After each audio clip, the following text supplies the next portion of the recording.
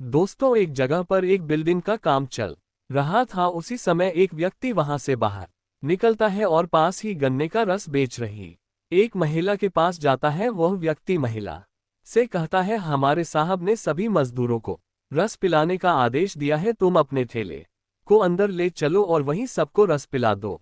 महिला जो गन्ने का रस बेच रही थी ठेले को लेकर उस जगह पर पहुंचती है और मजदूरों को रस पिलाने लगती। जब वह महिला बिल्डिंग के मालिक को रस देने के लिए उसके पास जाती है तो मालिक उसे देखते ही दंग रह जाता है। वह तुरंत अपने मैनेजर पर चिल्लाने लगता है और कहता है, इस महिला को तुरंत यहां से बाहर निकालो, यह मेरे सामने खड़ी होने के लायक भी नहीं है।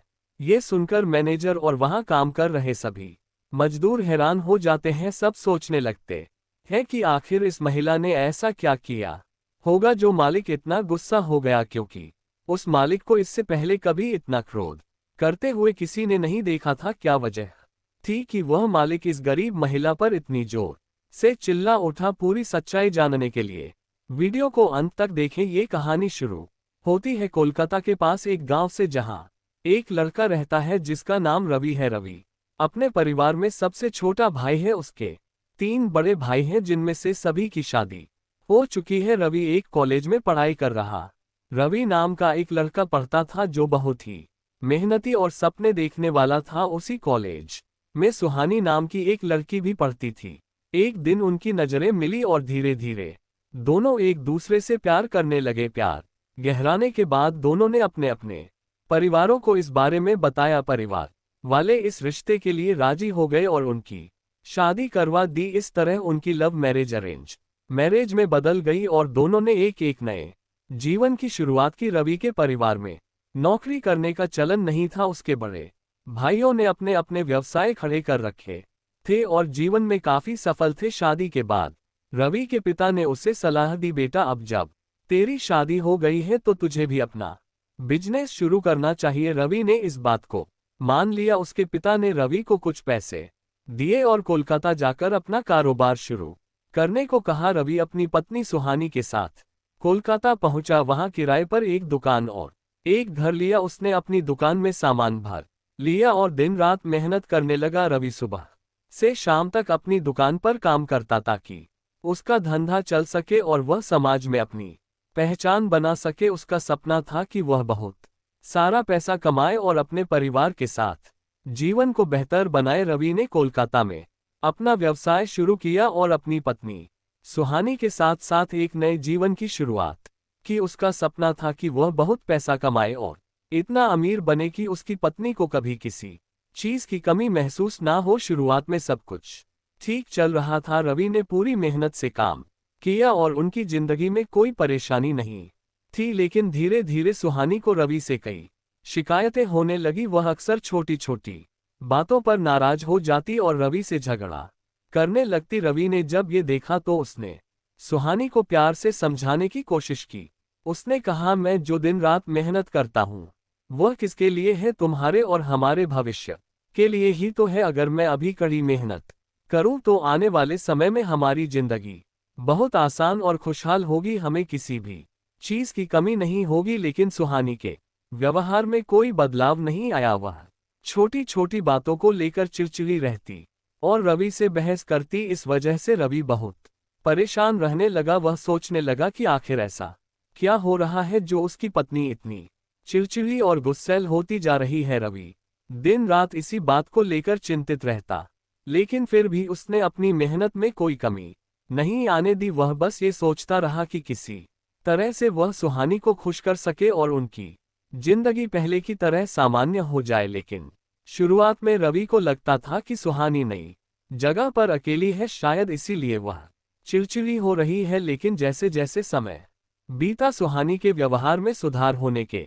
बजाय शिकायतें और झगड़े बढ़ने लगे। रवि के मन में शक पैदा होने लगा। उसे लगा कि हो सकता है अड़ोस पड़ोस की कोई महिला उसके पास आकर गलत बातें सिखा रही हो। ये जानने के लिए रवि ने एक दिन ऑफिस जाने का नाटक किया और घर के बाहर एक ऐसी जगह छिपकर खड़ा हो गया जहां से वह अपने घर पर नजर रख सके।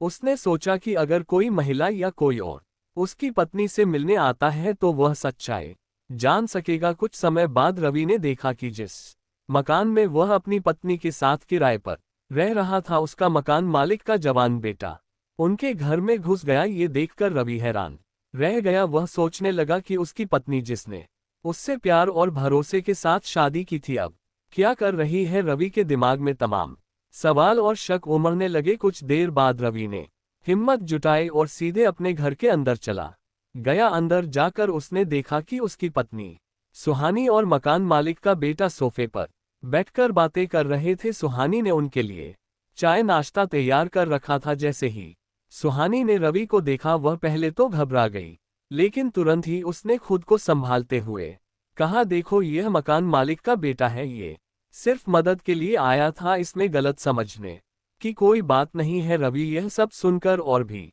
उलझन में पड़ गया। उसे समझ नहीं आ रहा था कि जो वह देख रहा है वह सच है या सिर्फ उसका शक। रवि के दिमाग में अब सच्चाई जानने की बेचैनी और बढ़ गई थी। रवि को सब कुछ समझ में तो आ गया था, लेकिन उस वक्त उसने कोई बड़ा कदम उठाने से खुद को रोक लिया। उसने शांत रहते हुए कहा, ठीक है, मैं तो बस अपना एक कागज भूल गया था, उसे लेने के लिए आया था, अब मैं काम पर जाता हूँ। ये कहकर रवि थोड़ी देर के लिए कमरे में गया, एक कागज उठाया और वहां से अपनी दुकान पर चला गया।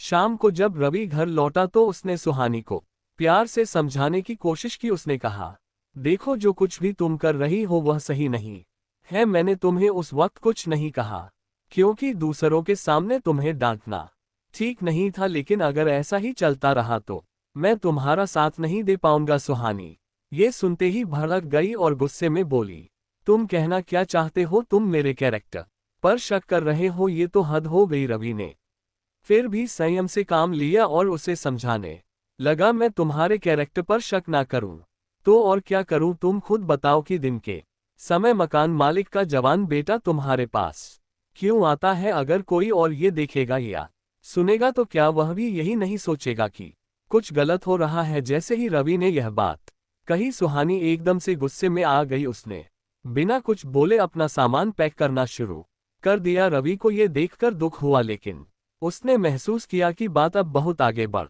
चुकी है। दोनों के बीच बढ़ती खटास ने उनके रिश्ते को एक मुश्किल मोड़ पर ला खड़ा किया था। रवि और सुहानी के बीच बढ़ते झगड़ों ने उनके रिश्ते को कमजोर कर दिया था। जब रवि ने सुहानी पर मकान मालिक के बेटे के साथ संबंध रखने का शक जताया तो सुहानी गुस्से में बोली, ठीक है, अगर तुम मुझ पर ऐसे शक कर रहे हो तो मैं अपने मायके चली जाती हूँ, वहां रहूंगी और तुम अपनी जिंदगी आराम से जी लेना। रवि ने भी गुस्से में कहा, जाओ, मुझे भी तुम्हारे साथ नहीं रहना। ये कहकर उसने सुहानी को जाने दिया। सुहानी मायके चली गई, लेकिन रवि का दिल अंदर से परेशान रहने लगा।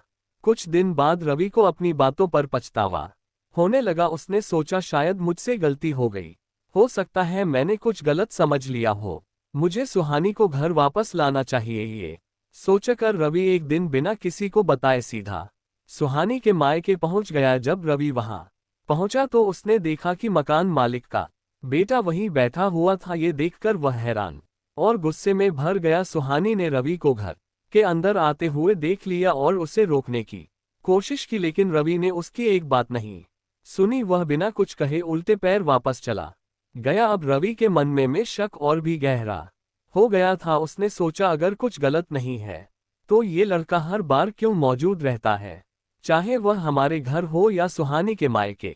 वह बुरी तरह बौखला गया और अपनी पत्नी के बारे में कई गलत बातें सोचने लगा। रवि अपने मन में ये सोच लेता है कि उसकी पत्नी सुहानी सच में गलत है। उसने खुद को यह विश्वास दिला लिया कि अगर सुहानी निर्दोष होती तो मकान मालिक का बेटा बार बार उसके पास क्यों आता। इस शक ने रवि को इतना प्रभावित किया कि उसने अपनी पत्नी से तलाक लेने का फैसला कर लिया। रवि कोर्ट में तलाक का केस दायर करता है। सुहानी भी रवि के फैसले से सहमत हो जाती है। दोनों के रिश्ते का अंत पंचायती रूप से तय होता है। 4 आदमियों को इकट्ठा करके यह फैसला किया जाता है कि रवि सुहानी को अलग होने के बदले लाख रुपए देगा ताकि वह अपनी जिंदगी को आगे बढ़ा सके। रवि अपने हिस्से की सारी प्रॉपर्टी बेच देता है और वह पैसे सुहानी को दे देता है। इसके बाद दोनों अलग हो जाते हैं। सुहानी अपने हिस्से के पैसे लेकर अलग रहने लगती है और रवि अकेला हो जाता है।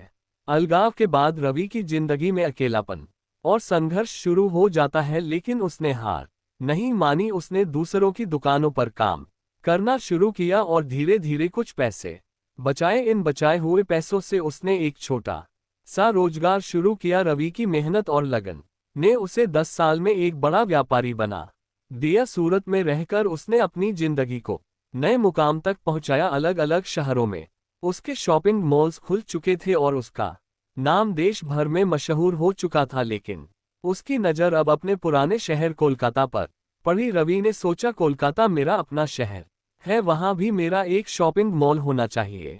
यह विचार मन में आने के बाद उसने कोलकाता में एक अच्छी जगह पर जमीन खरीदी और वहां पर अपने शॉपिंग मॉल के निर्माण का काम शुरू करवा दिया। कुछ महीनों बाद रवि ने सोचा कि क्यों ना जाकर देखा जाए कि काम कैसा चल रहा है। उसने अपने मैनेजर को साथ लिया और अपनी बड़ी गाड़ी में बैठकर निर्माण स्थल पर पहुंच गया। वहां पहुंचकर उसने निर्माण कार्य का निरीक्षण किया।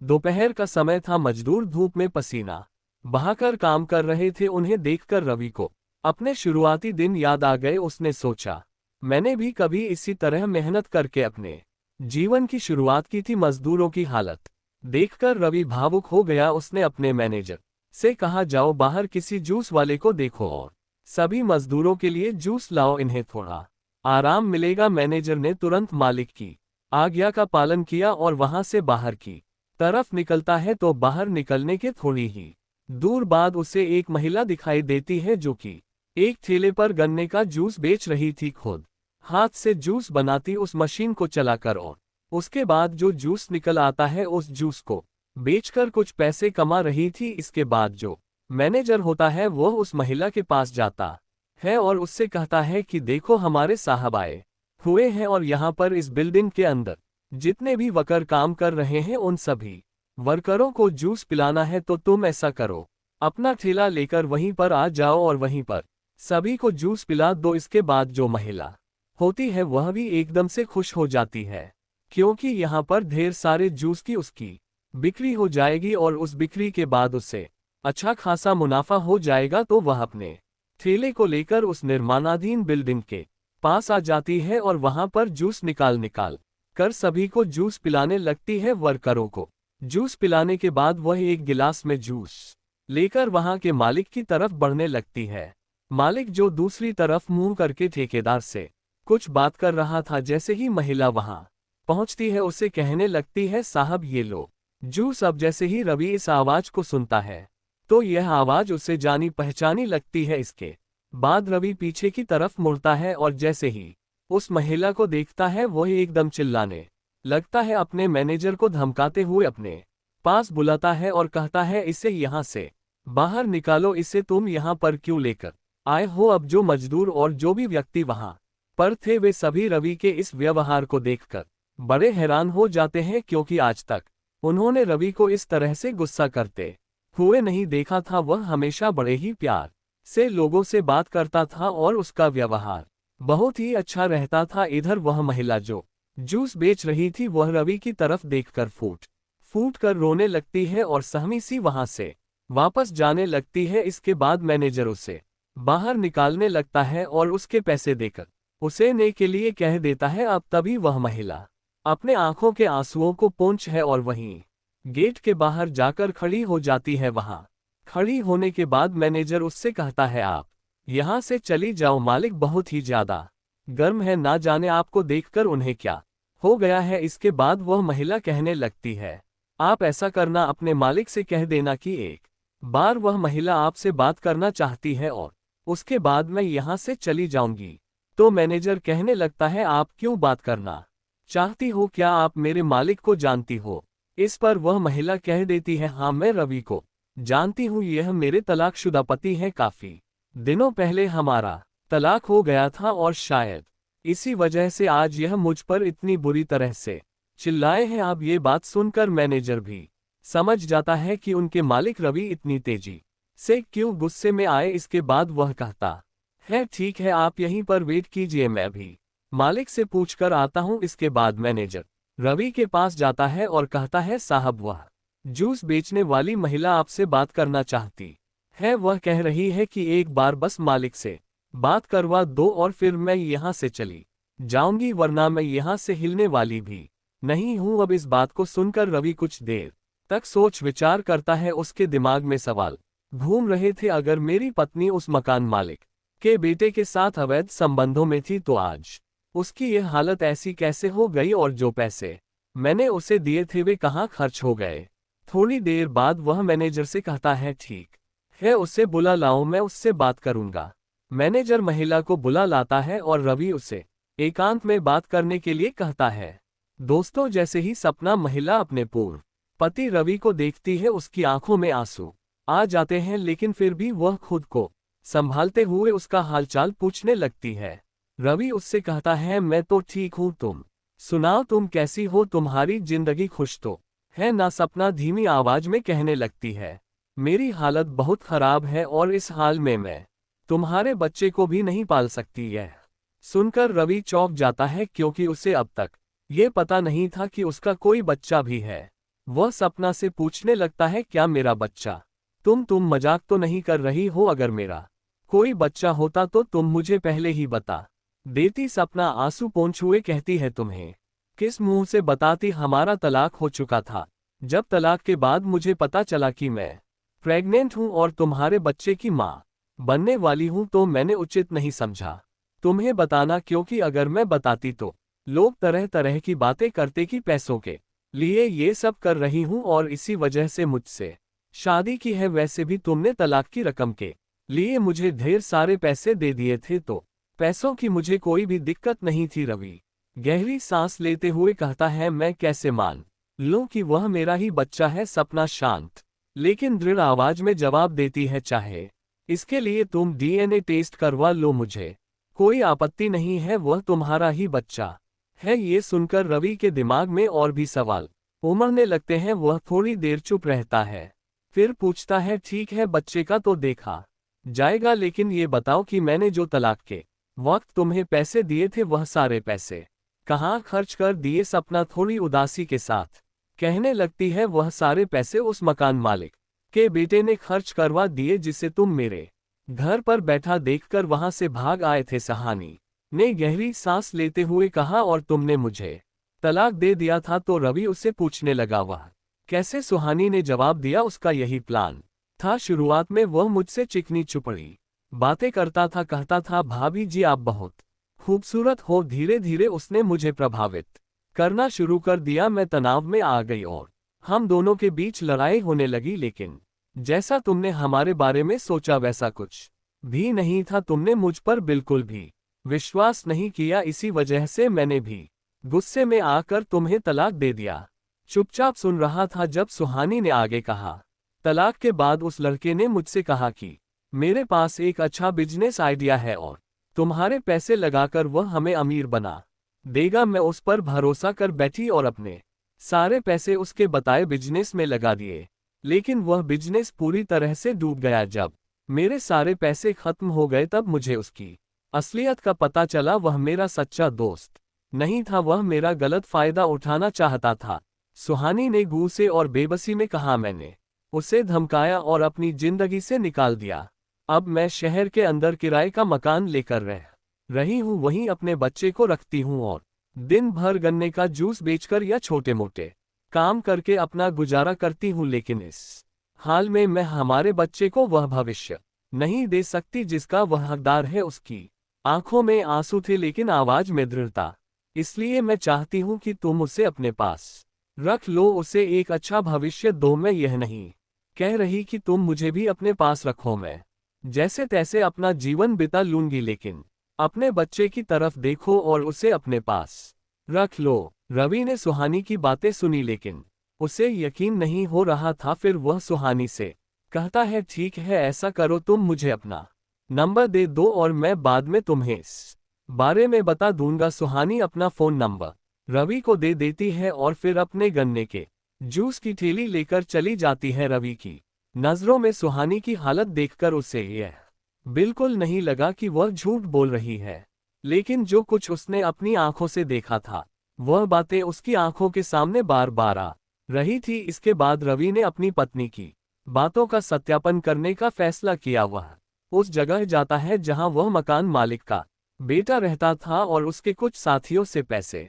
देकर इन बातों के बारे में जानकारी हासिल करने की कोशिश करता है। पता करने के बाद उसे यह मालूम हो जाता है कि जो कुछ भी उसकी पत्नी कह रही थी वह बिल्कुल सच था। पिछले 10 साल से उसने अपनी पत्नी के बारे में कुछ नहीं जाना था और ना ही उसने उसकी कोई खबर ली थी। अब जब रवि को पूरी तरह से यकीन हो गया कि सुहानी जो कह रही थी वह सच था तो उसने सुहानी को फोन मिलाया। रवि सुहानी से माफी मांगने लगता है। वह कहता है, सुहानी मुझे माफ कर दो, मुझसे बहुत बड़ी गलती हो गई है और अब मैं तुम्हें फिर से अपनाना चाहता हूँ। सुहानी जो हालातों से हार चुकी थी अपने पति से कहने लगती है, मैं तो यहीं पर अपना समय व्यतीत कर लूंगी, तुम केवल बच्चे को ले जाओ, कोई भी दिक्कत नहीं है। रवि सुहानी से उसका पता लेता है और फिर अपनी गाड़ी लेकर वहां पहुंच जाता है। शाम हो चुकी थी और सुहानी का बच्चा आराम से सो रहा था। सुहानी घर के अंदर बैठकर बहुत कुछ सो रही थी, तभी दरवाजा खटखटाया जाता है।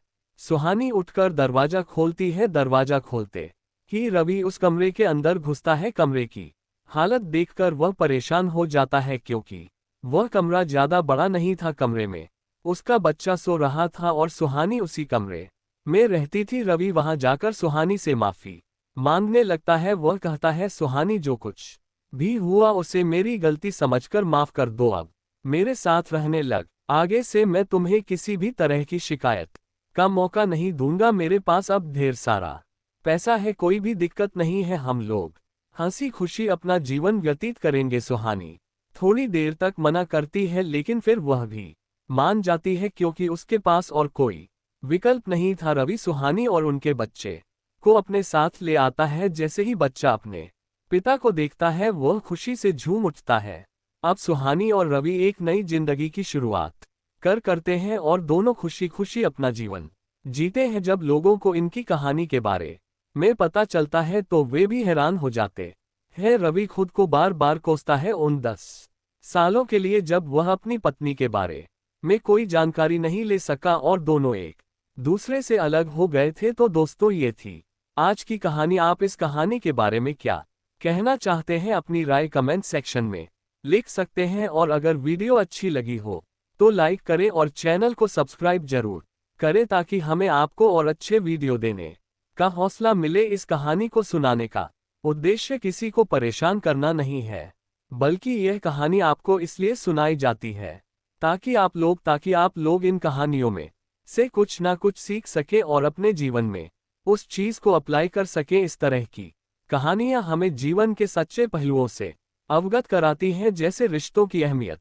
गलतियों से सीखना और अपनी जिंदगी में सकारात्मक बदलाव लाना। मिलते हैं अगले वीडियो में नए टॉपिक के साथ। तब तक के लिए इस टॉपिक से जुड़ी सीख को अपने जीवन में लागू करने की कोशिश करें और आगे बढ़ते रहें।